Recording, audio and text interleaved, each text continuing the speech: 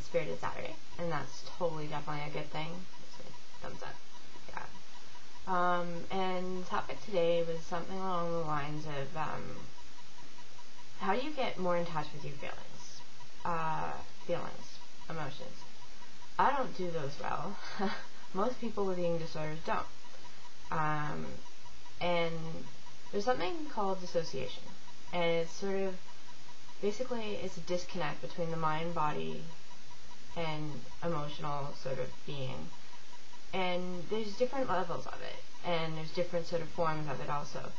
You have your extreme dissociation where you don't remember anything that you do, and then you have your sort of more normal dissociation where it's like a movie theater, and you watch a movie and you lose track of time because it's so good. That's normal. But the other thing too, and like people just always look at me like I'm crazy when I say this, but eating disorders, self-injury, and certain other behaviors are also a way of dissociating. And the reason I say that is because you break that connection between your physical body and your emotional well-being and your sort of spiritual self. And when I say spiritual self, I don't mean like religious. I mean sort of that awareness that you're part of something bigger, that you're part of a world, and that there's other people around you, but that you're a very significant and special part of it. Which, yes, is very hard to achieve. But anyway,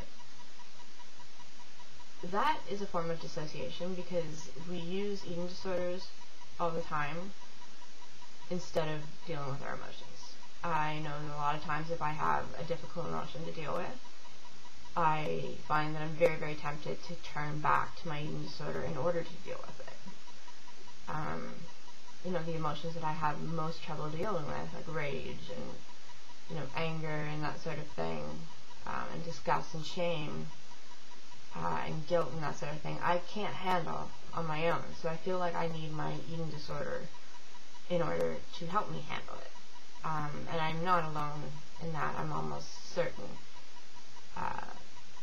But in order to be happy, we need to be balanced. And in order to be balanced, you need to have that connection between your emotional self, your spiritual self, and your physical self. So how to go about doing this? I don't know. That's a really good question. I could use some tips on that myself. I really, really don't do this well. I have spent probably the last 3 or 4 years through another sort of means of dissociation, ignoring every single one of my emotions because I can't handle them. That gets you absolutely nowhere, if you're wondering.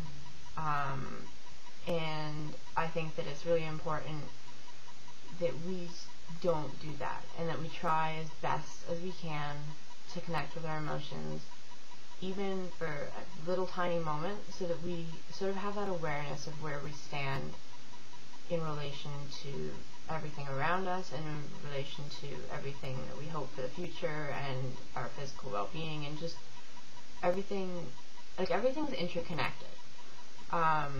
So how to do this?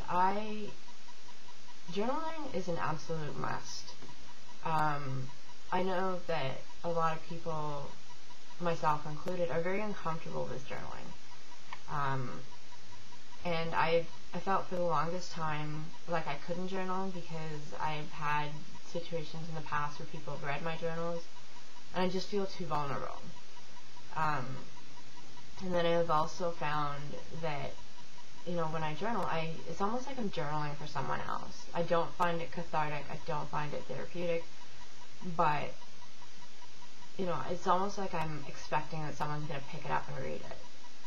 It takes practice. It takes a lot of practice to get to the point where you realize, you know what, even if someone does read this, or even if, you know, it does come out, I'm doing it for me. And journaling is very, very important because you're processing on multiple different levels. Not only are you thinking about it, but you're typing or writing, you're moving your eyes, and it's just, anyway, you use lots of different parts of your brain, and you're processing on many different levels. So journaling is absolutely a must.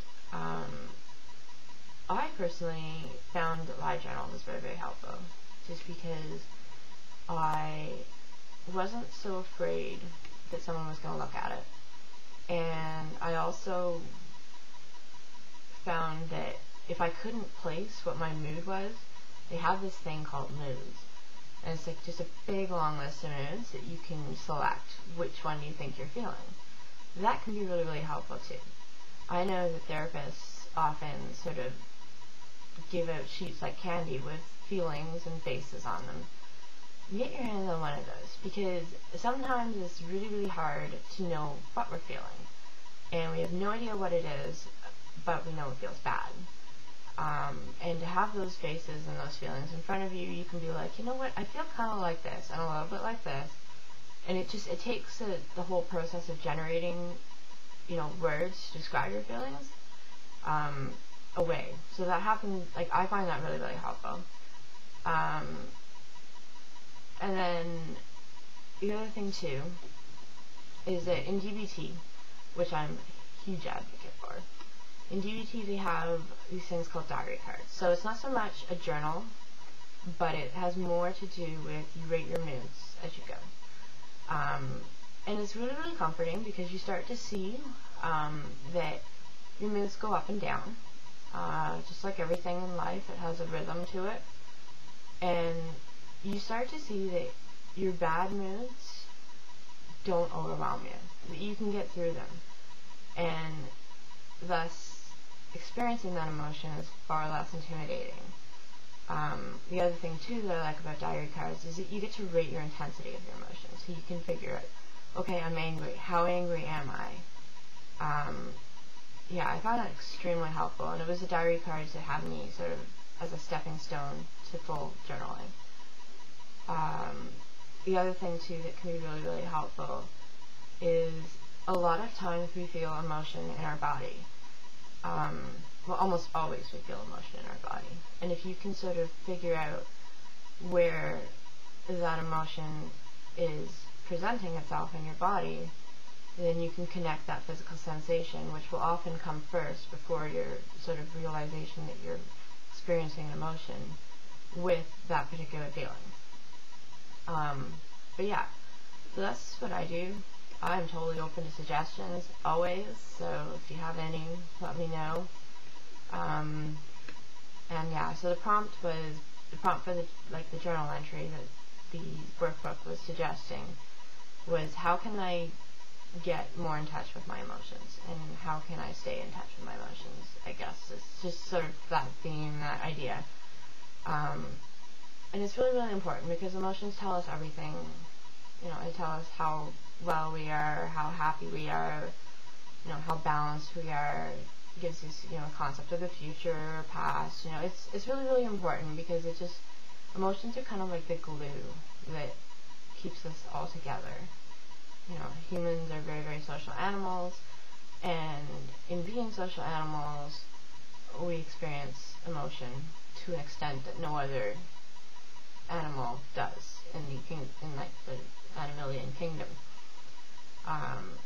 And it's a special thing, and it's a beautiful thing, but it can be kind of overwhelming. And it takes practice. It definitely takes practice to experience emotions. It takes even more practice to be able to describe them. And it takes practice, a lot of practice, to stay in connection with them all the time.